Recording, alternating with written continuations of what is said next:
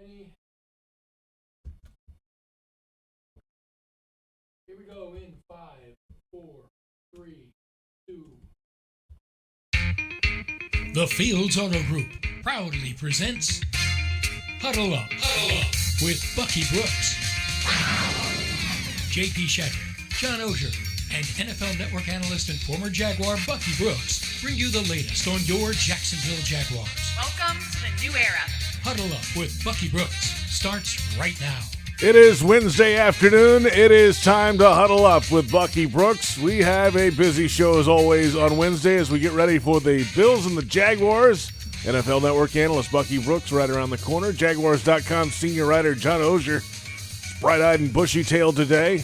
We'll get his thoughts on the Bills-Jaguars matchup coming up in week number 9 at TIAA Bank Field. A social media question or two came in today. It's been an interesting week on Twitter. Let's say that around Jaguars Twitter.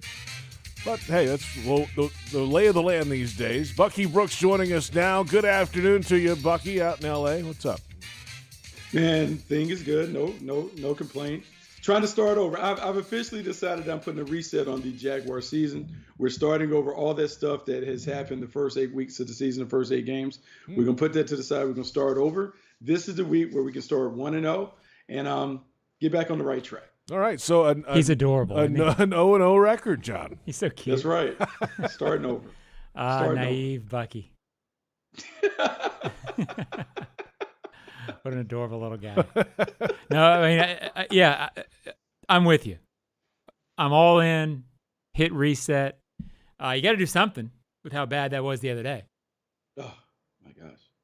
But we're resetting. Forget that. It's in the past. It's in the past. They're burying the game tape. They're going to do all that stuff. I mean, no, they're not, of course. But, you got to move forward at some point. You're back home this week to face the Buffalo Bills. Let's hear from head coach Urban Meyer today. The team was back on the practice field getting ready for this matchup against the Bills.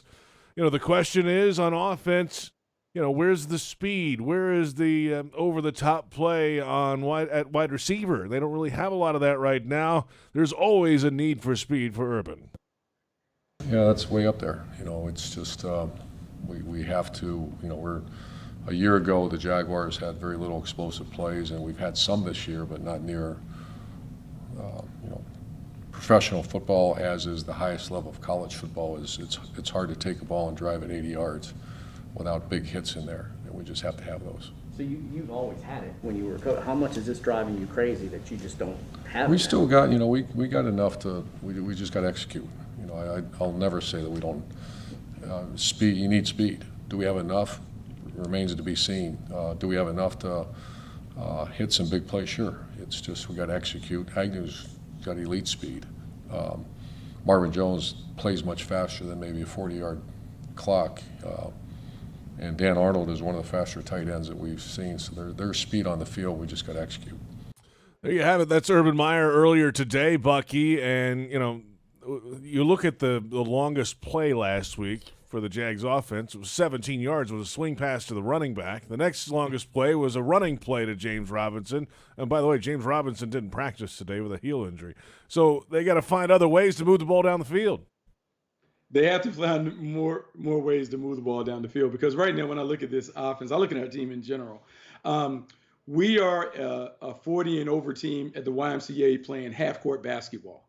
Like, there are no breakaways, there are no big plays, there are no dunks, nothing like that. Everything have to be manufactured to move the ball beyond 10 yards. And it's just hard to play football like that in the National Football League. And so when Coach Meyer is talking about explosive plays and being able to have a chunk play, you need chunk plays to put points on the board. There's a correlation between those 20-plus plays and the amount of points that you score. And when you don't have that ability, it just makes it really, really hard. And he can sit there and talk about Jamal Agnew is the speed demon that we're supposed to be excited about. And then as Marvin Jones plays faster and Dan Arnold, he's already telling you without telling you, we need more speed. We need more speed and more explosiveness on the field to be able to score more points. Yeah, I couldn't agree more, Bucky. And I want to kind of bounce this off of you. I get this question all the time, because I write about speed all the time in the mailbag that I do. And people sort of counter with, well, Jamal Agnew's fast and Tavon Austin's fast, and these guys are fast, and there's not that much different. But am I right, Bucky, in that, it's one thing to be fast, but this team right now doesn't seem to have functional speed, meaning Jamal Agnew's fast, and he's been as good as you could expect. But he's not a detailed NFL veteran receiver. It's not fair to think he's going to be your one going deep. I just don't know if the speed that they have is in good enough receivers to make that impact difference. And maybe I'm not saying it quite right, but maybe you know what I'm getting at. Oh, I know exactly what you're getting at. It's one thing in being fast. It's another thing in being fast, explosive, and skilled. What we don't have is enough skill, because to be a number one receiver, you have to have skills, route running ability, pass catching ability, the ability to create consistent separation versus press versus off versus cloud corners, all of those things. We don't have that ability. Jamal Agnew has come so far in such a short time. It's amazing. Going from being a return and a DB to being a wide receiver. But in an ideal world, he's a 3 or a 4. He's not supposed to be your number one. And so when Urban Meyer cites him as the first guy, that tells you the issue. Jamal Agnew should never be the number one consideration on the outside and the perimeter as a receiver. He should be the fourth guy. And so the Jaguars, and I'm going to say this before we get to the draft and free agency, the Jaguars need 2 guys that come and arrive in the offseason. They need to get a marquee free agent wide receiver, a legitimate number one, someone who can impact the game like we're going to see this weekend in Stephon Diggs and what he did with Josh Allen. And then they need to draft another one who can come in and immediately impact the game like a Justin Jefferson. You need 2 guys to really make this wide receiver core what I would call an adequate wide receiver core by NFL standards. And fortunately, they're set everywhere else, Buck. Oh, yeah. Everything else is just lined up and ready to go. Easy. It's just plug and play. Yes. Yeah, plug and play. But I think speed has to be the number one consideration. It has to be not only like time speed when we're going workouts and those things, but guys who are very instinctive and what I call football players, they play faster than the clock would suggest. And I will say, when you look at our team compared to some of those others, we don't play fast enough. And some of that might be uncertainty and not knowing what you're doing. Some of that may be the height, weight, speed, athleticism equation.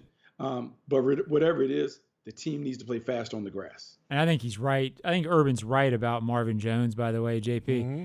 I think Marvin Jones, with a couple of guys that Buck's talking about, would be fine, and you would think, boy, what a good free agent signing. I just don't think he's the guy. I mean, he's obviously not the guy.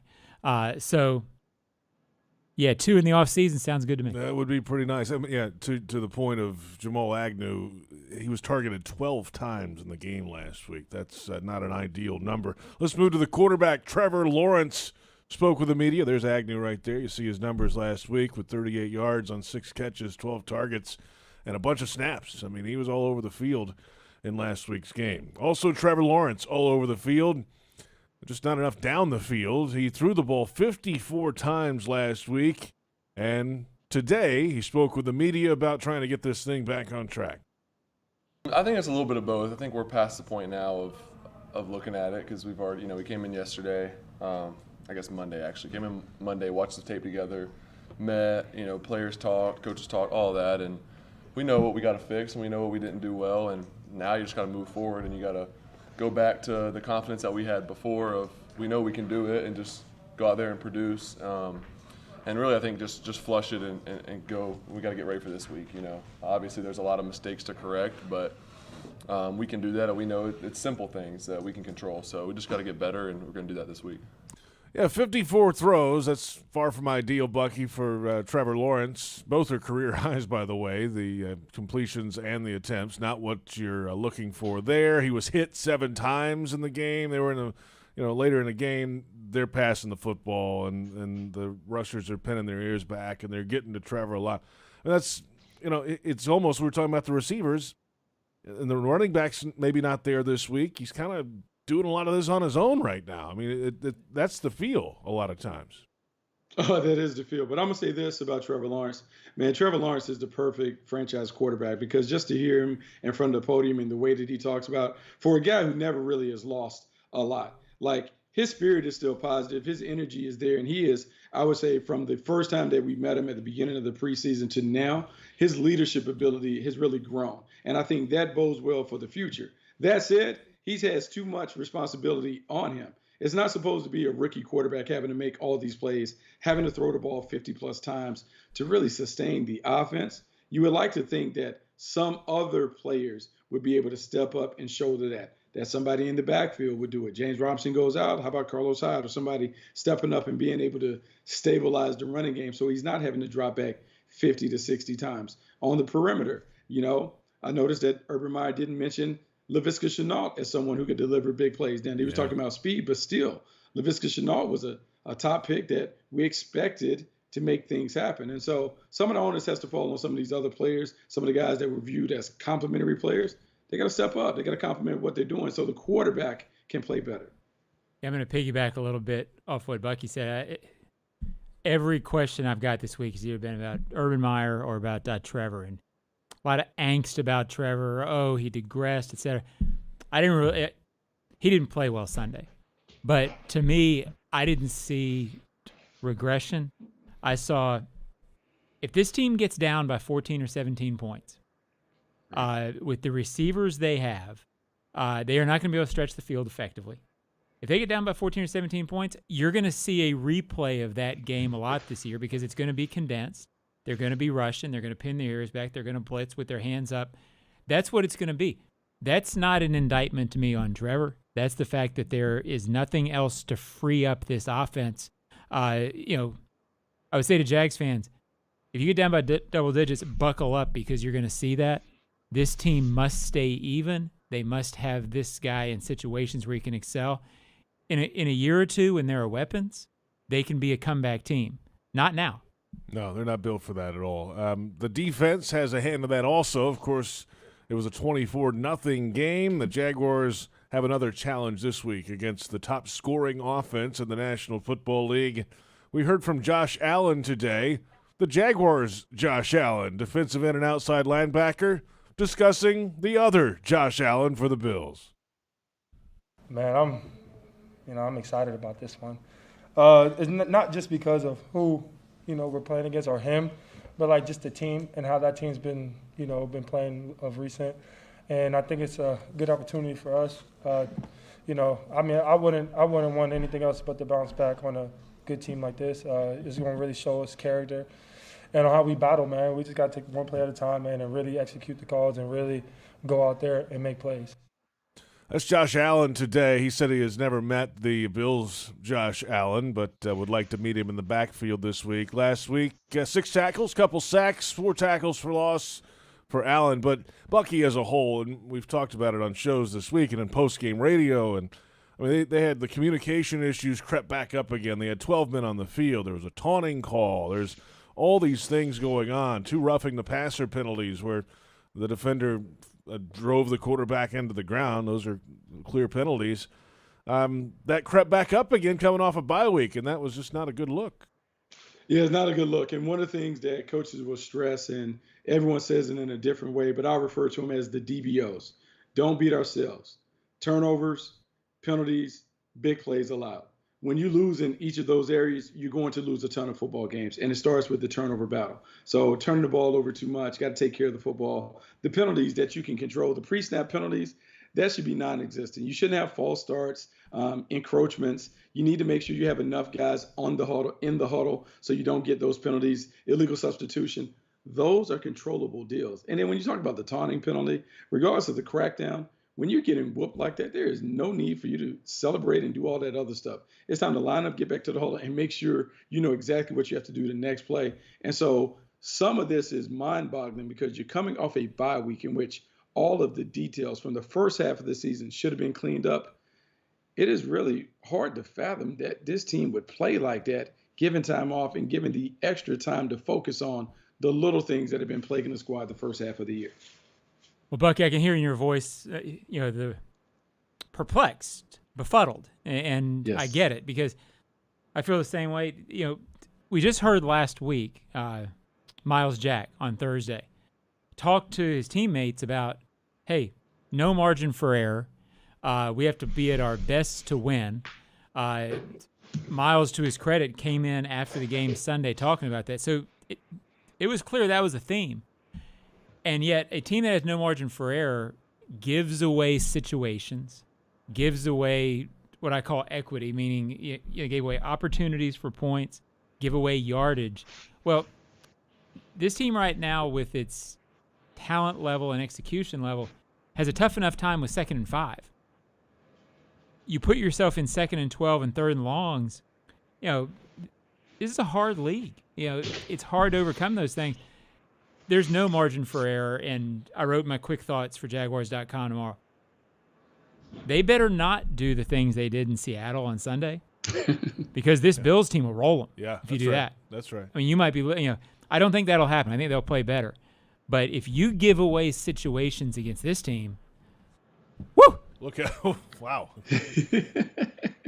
It definitely could be problematic. And the one thing that we know, and I'll say this, the Buffalo Bills did not play great last week against the Miami Dolphins.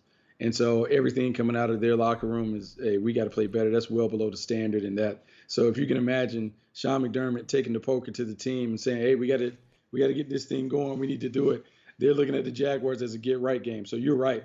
If it's one of those slow starts out the gate, yeah, it can be very, very ugly on Sunday. Bucky, you watch more overall NFL than I get a chance to. I think this team might win the Super Bowl, the Bills. I think they're that good. They're talented. Yeah, they're talented. They're talented. It starts with the quarterback. The quarterback has improved by leaps and bounds from how he entered the league to where he is now. He's a legitimate MVP candidate, and he does it in a variety of different ways, and all of those ways are spectacular, whether it's him as a runner or as a big-time thrower on improvisational throws. He makes it happen. They've upgraded the team with Stephon Diggs coming and joining Cole Beasley. You got Emmanuel Sanders out there. The running game is solid. And then defensively, they are a team that is built in the image of their coach. They are a blue-collar, workman-like team. Not a lot of fanfare, but, man, they go to work. They hard hat and lunch pail. And so if you don't eat your Wheaties, it's going to be a long day for you because they're going to beat you up, and they're going to do it in a way that is really fundamentally sound. All right, that's a nice teaser. We'll come back and dig a little deeper into the Buffalo Bills. They are the Week 9 opponent for the Jacksonville Jaguars here at TIAA Bank Field. And Huddle Up with Bucky Brooks is brought to you by Fields Cadillac of Jacksonville and Fields Cadillac St. Augustine, members of the Fields Auto Group. This is Huddle Up with Bucky Brooks on the Jaguars Hard Rock Sportsbook Digital Network.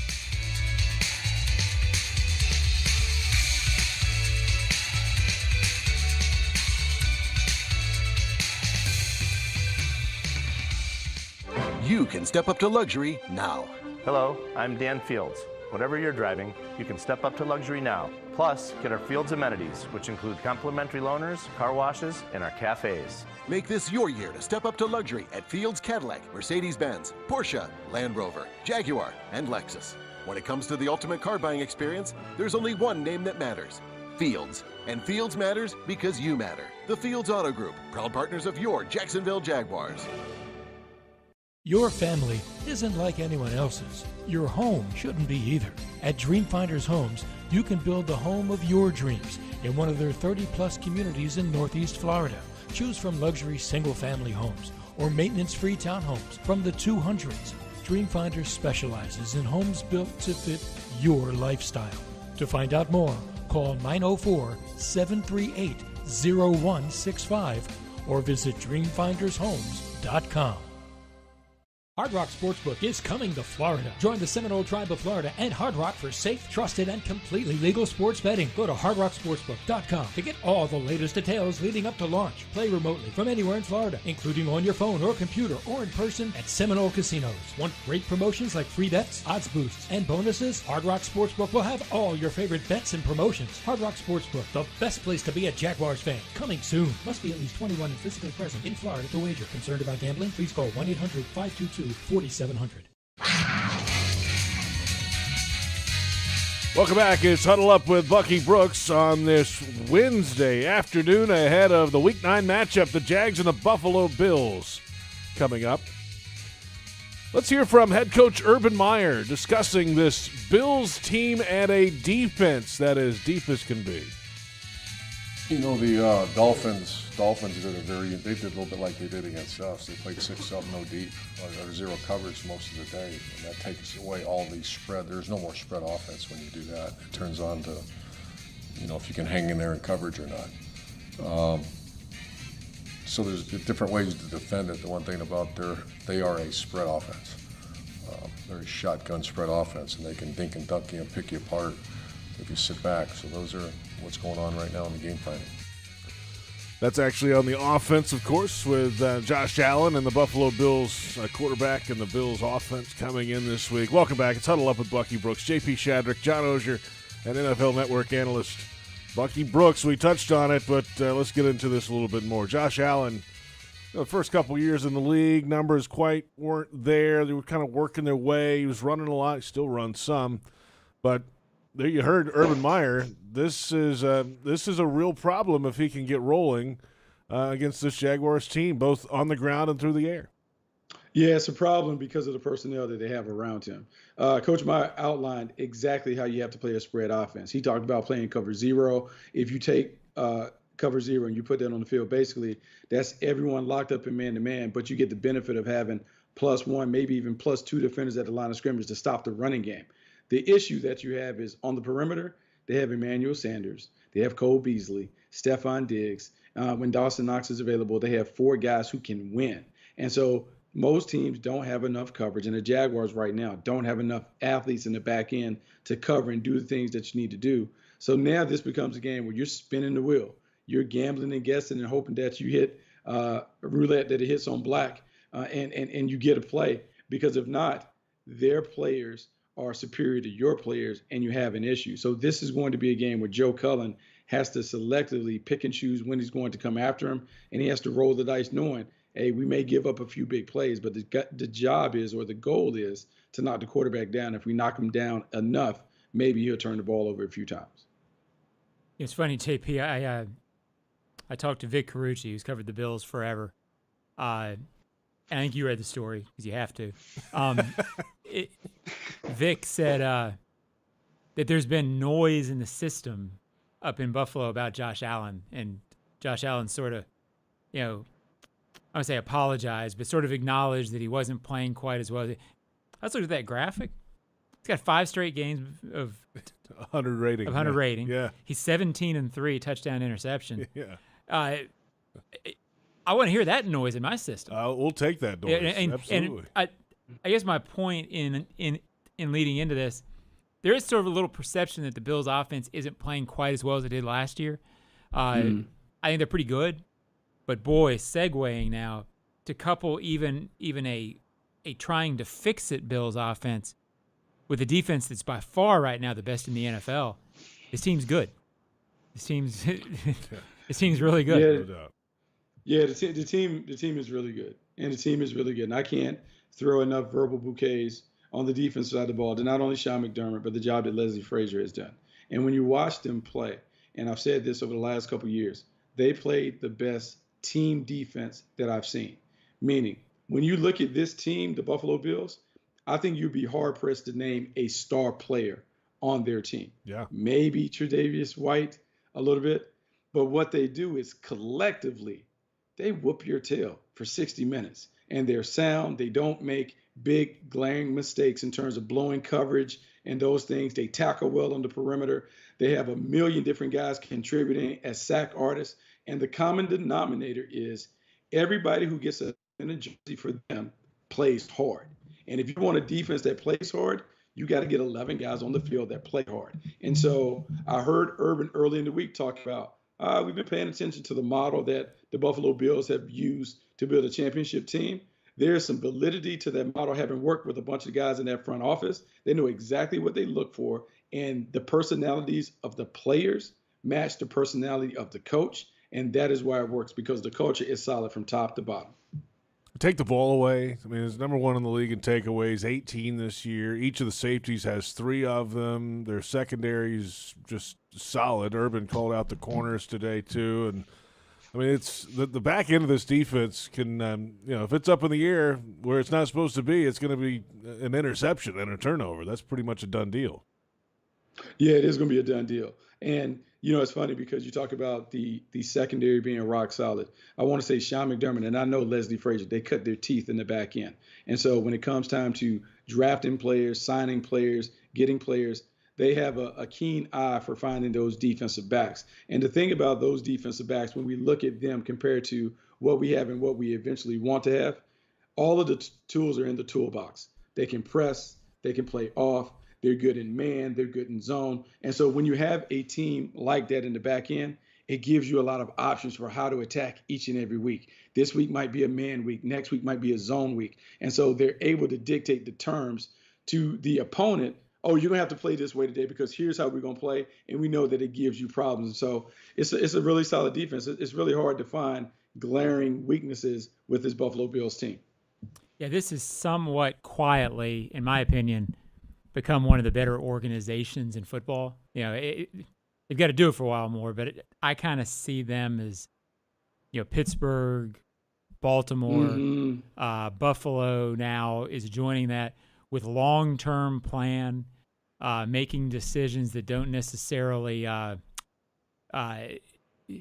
necessarily what the public might want. And I guess what I'm referring to is 2017, remember, they came in here, the Jaguars beat them. They were an ascending team. Then they went out and traded up for their quarterback, took a little bit of a step back. Didn't really have to do that at that point. They were a playoff, at a time when the Jaguars might have done that offseason too and didn't, if you think about it. They'd had some success. Buffalo, their organization right now doing a lot of things right. And to me, boy, they feel like a team that's going to be around, decade. They're going to define this next decade. They're going to be around, John. And I will say this because I work with a lot of guys in that front office. Brandon Beane, Joe Shane, Lake Dawson and I played together, but we all worked together along the way, and we worked together in Carolina. So a lot of what they're doing in Buffalo is very similar to the way the Carolina Panthers were built, but it's a little different because Sean McDermott is in charge. And I think we talked about this, one, when we talked about the process of who the Jaguars hire as a head coach and the models to follow. So it's very similar between Jacksonville and Buffalo, small market team, a team that needs to be a little more homegrown because, look, we can talk about whether it's a destination city or not. You have to do things a little differently. You need to draft, develop, re-sign. The free agents that you bring in, they need to be the right kind of fits that are really all about ball, not about the other stuff. And so when you look at the team up there in Western New York, that's what they've done. There was a reputation about Stephon Diggs, like, he might have been a diva, this and that. But deep down, they knew that's not really who he was. And he has been a model citizen up there on the team and one of their best players. And his ability as a veteran receiver has helped Josh Allen's game go from good to great. And so if we think about our team and where we want to go, there's some traits and some things that we can steal from Buffalo and what they did to build their team to help this Jaguars team get up and going. Of course, this season, everything's out in front of them. I mean, Tennessee, with the Derrick Henry injury, they would be the number 1 seed today, but who knows what's going to happen in Tennessee as it goes. Las Vegas, they're fighting through early, but they've had a lot of change the last few weeks. Baltimore, Buffalo are both 5-2, Cincinnati in there, so Buffalo, if they get on a run here, they could go fight for that number 1 seed down the stretch of the season. A lot of football left to go. Let's come back. Social media questions. We'll have some final thoughts coming up in just a little bit as well. The Daily's Play schedule starting to wind down a little bit for the fall. A couple shows left. Kane Brown 2 nights, November 12th and 13th. Johnny O will be there. Yeah, Kane. You're going, right? Oh, I'm there. Of course, both nights. Why not? Back to back. Why not? Tickets at dailysplace.com. This is Huddle Up with Bucky Brooks on the Jaguars Hard Rock Sportsbook Digital Network. You can step up to luxury now.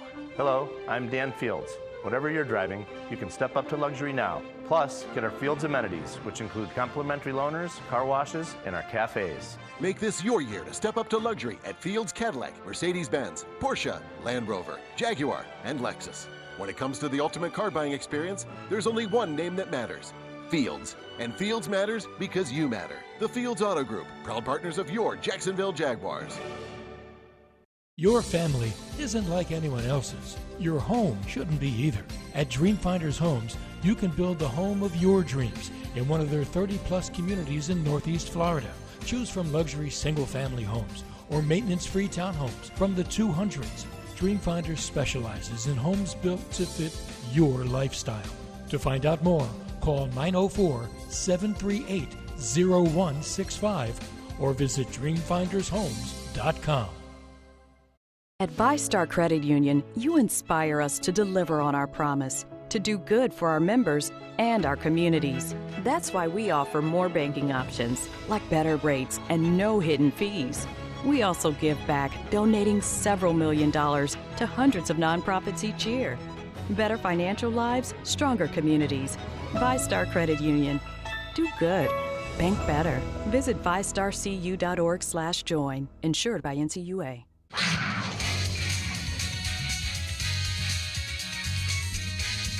Welcome back. It's Huddle Up with Bucky Brooks on a Wednesday afternoon, heading into week number 9. JP Shadrick, John Oehser, and NFL Network analyst Bucky Brooks. Let's go to social media.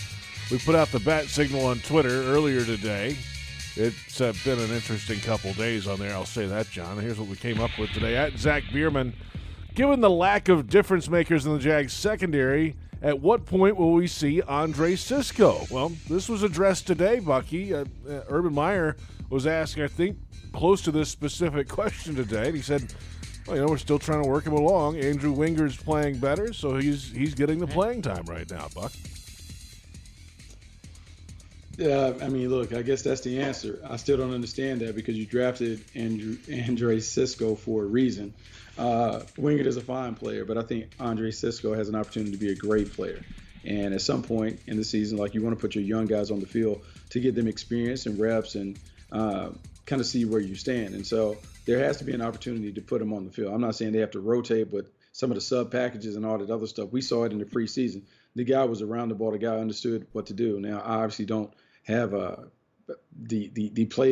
play calls and all that other stuff to be able to fully evaluate him. But he's a really good dude. And if you want to turn the ball over, he's not a more prolific safety in college that came into the draft than Andre Cisco. So we talk about turnovers being a precious commodity. If you want turnovers, put people on the field that take the ball away. So that's what Andre Cisco does. John, they've got 2 takeaways all season, lowest in the NFL. Yeah, again, I think I sort of echo what Bucky says on this. I don't know enough about what they're seeing out of Andre Cisco in the practice field compared to Wingert. I know that coaches that I've dealt with in 25 years doing this, they're always hesitant to put a guy on the field just to, quote, see what he's got, if they believe that this other guy even gives them a marginal difference of being better that week.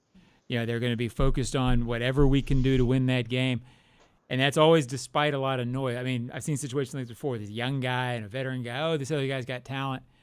I can't believe that at some point this year the moment won't come when they say, hey, we need to see what Cisco is. We need to see what Walker Little is. A pretty similar thing. Although with Walker Little, I kind of get it because the 2 tackles on this team, the offensive line's playing well enough that you don't really mess with that. But I don't know the answer to this question, but I know coaches are always hesitant unless there's a clear difference between younger and older. So I guess they're going to wait until they're more confident. Yeah. And that's always a frustrating answer for fans, but that's how coaches act. Yeah. You know who also gets frustrated with that? Scouts and evaluators and personnel people. Because here's what happens. Coaches kind of like those old loafers that you have in the closet that you've had for 20 years that are really comfortable on your feet. They don't like the new shoes. They don't like to break them in. And so at some point, hey, coach, you're going to have to put on these new shoes and walk around in them. And it may be uncomfortable for a couple of weeks, but guess what? Eventually they break in and they look nicer than your other shoes. And so at some point for the Jags, let's put the young players on the field. And so that is some of the frustration that you get when you have maybe a coach-driven organization where the coaches have a lot of say in who plays in those things, and the scouts just kind of take a reserve role, because then we could be sitting here in this same seat next year having the same issue saying, hey, I wonder if Andre Cisco can play. Well, we never know if he can play because he doesn't play. Good. Well, yeah, I mean, very valid point. Summed it up. There you have it. Social media today. We're back in a moment. Our final thoughts. We will evaluate all the analogies that Bucky Brooks brought to the table today. There were a few that were quite interesting. This is Huddle Up with Bucky Brooks on the Jaguars Hard Rock Sportsbook Digital Network.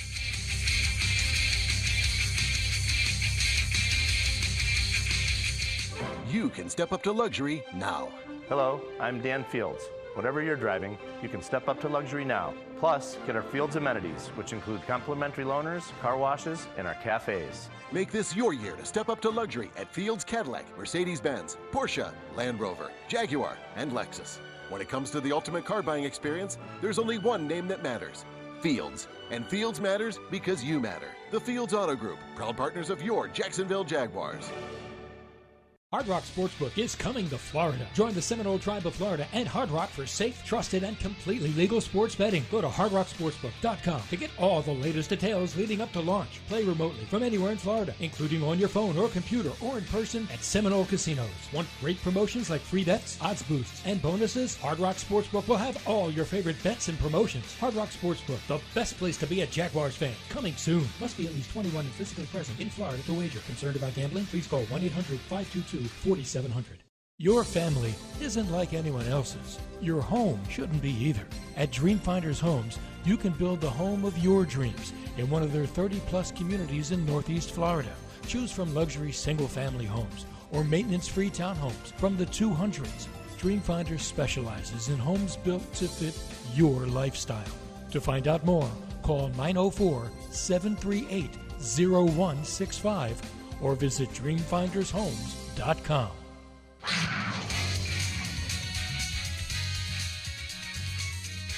I think that's something that around the league people are starting to do, is play more zone, more too high, and try to eliminate the big plays. And that's something that Buffalo does a really good job of. So I think it's just adjusting, and when you have your chances, taking advantage of them, you're always, every game you're gonna have a few chances at some shots, but you really gotta take advantage of them. In some games you won't get as much as others, and you just never know what kind of game it's gonna be till you're in it. And last week we didn't have a lot of chances down the field. They played a lot of too high, and we just didn't do a good job of staying on schedule and converting third and fourth down. We had opportunities and didn't do that. So every week it's a little bit different, but you see that for sure around the league more so now, I think, than ever. Less single high where they're trying to just stop guys from making huge plays. That's the quarterback Trevor Lawrence today, discussing the deep shots or lack thereof for the Jags offense. And it's Huddle Up with Bucky Brooks, JP Shadrick, John Oehser, and NFL Network analyst Bucky Brooks. And we're keeping tally of all the analogies you've made today. You had the worn-in loafers a moment ago, which was a good one. Earlier, the one that caught me was the half-court hoops at the YMCA offense. Yes. That was pretty strong, I must say. There was one early. I'll have to go back and look at the show.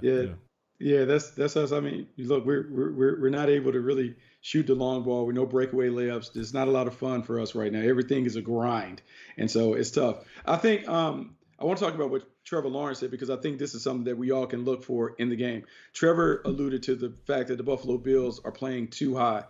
Cover two is what they refer to it. J.O. should know really well from his time in Indianapolis with Tony Dungy. The league is really transitioning into more of a two-deep league where people are willing to concede rushing yards to take away the deep play. They're parking the safeties in the parking lot, and what they're doing is they're daring the quarterback to make a bunch of dink and dunk passes to move it down the field. We saw early in the year when Trevor struggled against the Houston Texans, Lovie Smith was playing a lot of cover two. And so this would be a great chance for us to see how far he's come in terms of his patience and discipline, how he attacks this Buffalo team if they do elect to use a two-deep game plan where they play a lot of cover two and they say, hey, you know what, you can check it down and do those things. But the issue is, I don't know if they're fearful of anybody getting deep, so they may not need to use cover two to do it. So we'll just see if they plays out like that, though. Right. And then there's questions at running back this week for the Jags, too, if they're going to have to run the ball and all that. That's another story altogether. Yeah, it is. It's James Robinson last week, he gets a lot. He was playing really well in the first quarter. They were getting some movement. He goes out. It's a different team. I think even I didn't really completely realize how dependent the offense has become on him. It'll be interesting to see what happens on Sunday without him, if they're indeed without him. Yeah. I kind of think they will be, but that's just my gut. He didn't practice today, Bucky, and then Carlos Hyde's on the injury report now with a calf issue. He was limited today. They had to claim Divine Ozigbo. Dario Gumbawali is the only other running back with rushing stats this year for the Jags, so that's where they are, going at least on Wednesday, headed into the Buffalo game. Bucky, what do you got coming up the rest of the week?